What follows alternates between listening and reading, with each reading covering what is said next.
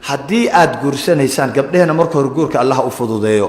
inta aanan guursanin guur xalaala allah siiyo wadada guurka quruxda badan aad ku raadinaysaan ilaahay baa noo jeexay oo dhahaya ragga iyo haweenka intuba waxaa la dhahayaa fankixuuhunna biidni ahlihinna idinku ehel baad leedihiin amaanadan 18 sano ugu yaraan ilaa 25 sano waalid baa soo haayay waalid baa ka murgaayay halkaas lagu ogaa gabadha hooyadii iyo aabihii waxa kan ilaalinayay oo dhan marka la rabo amaanadan in lagala wareego waa in lagu la wareegaa biidni ahlihinna gabadha 7 wali iyo ka badan baa loo yeelay oo ilaalinaya barka amaanadu waa culus tahay gurigii 18 sano ay joogtay 20 sano laga bixinayaa maanta see looga bixinayaa ma Facebook iyo social media gabadhii laga soo download gareysanayaa gabadheenu saasay noqdeen in halkaas laga soo download gareeyo maxaad ka helaysaa marka ubad may ku qaadi gabar noocaasa kuma qaadis waa waxay dadkan culimadu idinkaga dagayeen idinku yeerayo weeyaan marka maxaa loo baahan yahay fankixuuhunna biidni ahlihinna marka ugu horeyso wadada ugu horeyso ee aad guurkaaga ku raadinaysid gabar yahay allah ku asture waa inay noqotaa bi taa'ati illah ilaahay ogolaashihiisa amarkiisa inaad qaadatid ehelkaaga oo aanan ku bixin ogolaanshaha ehelkaaga waa in aad ku dhaqaajisaa ilaahana ku faraayo ilaahay baad ku ateecaysaa tan labaad waa maxay waa bibirri alwaalidayn aad baa looga hadlay waalidka inaad ugu xisaan fashida la raba ugu birri waalid baanta waxaad ka tagi hooyadii 18 sano ku soo korisay ku jeclayd qalbigeeda aad ku weyneed ayaad ka tagaysaa oo aad ka wareegaysaa maxaa loo baahan yahay in farxadii ay kugu korinaysay aad maanta guriga kaga wareegtada loo baahan yahay ducaa ayaa loo baahan yahay inay ku raaciso hooyo inay ku xaradho oo ay ku qurxiso oo ay amaanadii wareejiso marka waxaan waa cibaado caado ma aha guurka caadaynu ka dhigan orgigan meelaha wareegaya shahwada markay ku kacdo ayuu doonayaa inuu idinku guto ayuu doonayaa seed u ogolaanaysaan marka ya idinkuna mariyaatihiin marka iyada ah isagu waa damiir laawe waa orgi ari carbeed aanan diin lahayn akhlaaq lahayn halkaas diin waxa u ah social media iyo dhaqankan gaalada waxaasuu arkaya markuu arko idinkoo udgoon oo ma sha Allah carfaaya nadiif ah ya ayaa wuxuu doonayaa inuu idin urursado idin miirto dhacaankan iyo dhuuxan iyo dhiigan wanaagan inuu idin ka miirto waalid baa iska leh waa meesha waa labada meel ka mid ah ilaahay ku tilmaamayo miithaaq ghaliid guriga waxaad kaga baxaysaa ballan iyo ahdi adag yaa la galaya Allah la galaya hooyadii aabbaha dheeldheel ku wareejin mayaan amaanadan waxay ku wareejinayaan ahdi iyo ballan adag baa lagu wareejinayaa maxaa yeelay waxaa loo geynayaa qof aanay ogeyn sad gurihiina uga baxaysaan idinkoonan waalidkii raali gelinin farxad gelin sad gurihiina uga tagaysaan ilaahay aynu ka cabsano ilaahay aynu ka baqno tan labaad waa waalidiinta tan hore waa ilaahay inaad ateecdaan ehelkiina ogolaanshahooda aad ku baxdaan oo aad guri kale ku tagtaan marka labaadna waalidiinta inaad farxad gelisaan hooyo iyo aabbo faraxsan oo qoslaaya oo maaragtay idin duceynaya idin sagootinaya galbinaya inaad gurihiina ka baxdaan ilaahay muxuu sidaa miithaaq ghaliid uu idinkugu tilmaamay maxaa sidan lidin asturay lidinkugu xijaabay waxaad ogaataan in aad tihiin uunkan waxa saaran wax ugu qaalisan in aad tihiin rag wax uu hanto rag wuxuu u ordo wuxuu u shaqaysto wuxuu hantiyo wuxuu gollanka ilaabta gashto waxa u qaalisan in aad tihiin idinka anima dhihina rasuulka sallallahu alayhi wasallam ألا أخبركم بخير ما يكنز المرأة الصالحة ها وحا خير بدن وحرق هنتو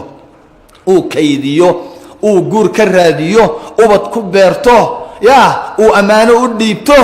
وحكوا نكسر كان إلهي مكين قبل الصالحة ذا مركل أوليه هي لو يدين يا رسول صلوات الله وسلام عليه أي النساء خير محيري صلى الله عليه وسلم وحيري التي تسره إذا أمر التي تسره إذا نظر وتطيعه إذا أمر ولا تخالفه في نفسها ومالها بما يكره امرأة صالحة تايتل كان إلهي بإذن سيئي رسولك إذن سيئي لكن بلاش لذنكم السينين سفوين أيال لذنكم سيئي دذال آت سميسين أيال لذنكم سيئي قبر والبوء دذال كاسميسة صفداني قاغادانيسا رقنا وحال يري قبرنا التايتل كالي شهادة اللي يراه صالحة امرأة صالحة قبرنا السيدة قرسدة أنك سيدة سانا لليهي marka gabar walba title-ka inay ku dadaasho waay ma aha PhD aan qaadanaa business and sameyn administration xidigaha iyo badda waxbaan baranaya ma aha laakiin imraa saalixa sidaad ku noqon lahayd waa title aan adduunka kaaga hareynin ka hari maayo shahaadadan way ka haraysaa business kan waa ka haraysa xaabadan aad ururinaysid way ka haraysa laakiin waxaan ka hareynin waa imraa saalixa shahaadada la yiraahdo maxaa yeelay shahaadada waxaad ku heshay waa dadaal lacagtan ku soo galaysa bila dadaal ku soo gali kartaa lacag dhaxal baad u heli kartaa wax dhiba ma laha laakiin imraa saalixa inaad noqotid شيء أذكى واي محاوعي إبليس باكودة بتاعن دتك هذا اللي شيء كيني قال ذي باكودة بتاعن أو قريها كاب حنايا مركب عكوك جبينا يا امرأة صالحة وما حي قبل الصالحة ذا إلا قبل بصالحة هي كل هذا ما رسولك حددها يا امرأة صالحة صلى الله عليه وسلم رسولك نحكو حددي إذا نظر إليها سرته وإذا أمرها أطاعته وإذا غاب عنها حفظته يعني هدي ايغو نين كذا gabadha waa way farxad gelinaysaa diinteeda dhaqankeeda akhlaaqdeeda madharkeeda quruxda badan sida isugu soo qurxisay ninkeeda soo ma ogid qurxinta raggiina ay isu qurxinaysaan waa 3 kamid ah sifooyin aad leedihiin 3 waxa la siiyay madharkaaga hadii uu eego ninka madharka gabadha muuqaalkeeda quruxda badan waa way farxad gelinaysaa 3 waxa la siiyay hadii uu amro way ogolaani way ateecaysaa bisharci macruuf ah 3 waxa la siiyay hadii uu maqan yahay guriga ilaalinaysaa marka maxaa loo baahan yahay waxa loo baahan yahay 3 waa dayacni runtii hadii 6 aad sameeysid oo 3 aad dayacdid imraa saalixa noqon maysid imraa saalixa waa 3 sifo waan meesh ugu hooseysa darajada ugu hooseysa lagu noqon karayo imraa saalixa gabdhaheena maanta isu qurxiyaan ilaahay baan ku dhaarshay waxay isu qurxiyaan walaalahood saaxiibadood aroosyadooda nimanka kale meelaha kale golayaasha markay banaanka u baxayso intaas la isu qurxiyaa diracyada qaaliga ee khafiifka maxaa loo gataa dahabkan faraha badan maxaa loo gataa ii sheega saaluunadan iyo maxaa loo tagaa kawafeerada iyo ma ninka mise xagga maya ninka la raba inay isu qurxisid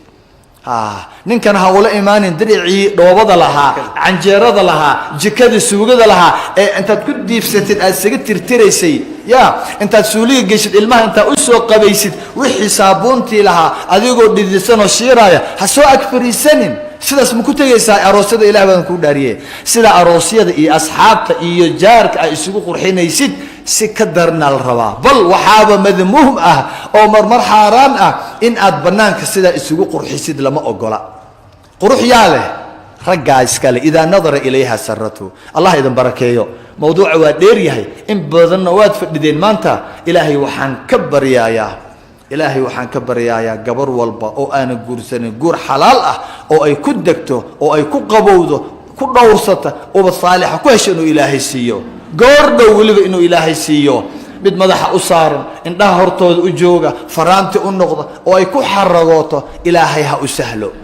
inta aanan guursaninna inta guursatay ee aan ubad dhalinna ilaahay waxaan ka bariyay ubad saalixiina inuu ilaahay siiyo reer sal balaaran inuu ilaahay ka yeelo ku guri lagu soo hirto guri iimaan ilaahay ha ka yeelo khilaafaadka guryaheena allah ka saaro khilaafaadka guryaheena allah ka saaro khilaafaadka guryaheena allah ka saaro khilaafaadka guryaheena allah ka saaro hooyo walbo single mother ah ilaahay waxaan ka bariyay ilaahay inuu ma aragtay uu say u yeelo inuu say u yeelo dadkeeni waa kala maqan yihiin dadka isqabay ilaahay hay isu keeno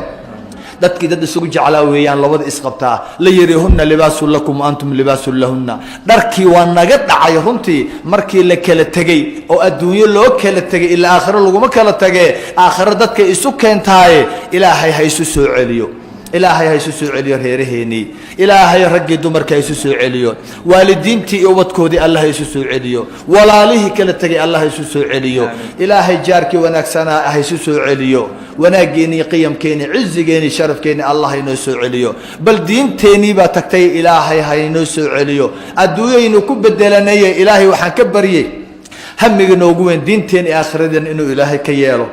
in badan baa xanuunsan hooyooyin baa xanuunsan waalidiin baa xanuunsan ubad baa xanuunsan ilaahay waxaan ka baryay bukaan jiifi bukaan socod ilaahay ha caafiyo isbitaalada allah ka soo saaro kuwa guryaha jiifa allah ha caafiyo bukaan socodka ilaahay ee luudaya ka caakufaya ilaahay ha u gargaara ha xoojiyo caafimaadna ha siiyo in badan baa ubadkeena xabisadu ku jiro xiran allah ha ka soo saaro ilaahay ha ka soo saaro in badan baa lunsane oo dhumay oo la la'yahay ilaahay ha soo ururiyo baadideena allah soo ururiyo in badan ayaa diintii ka tagay allah ku soo celiyo caasi noqday ilaahay soo ururiyo ubadkeeni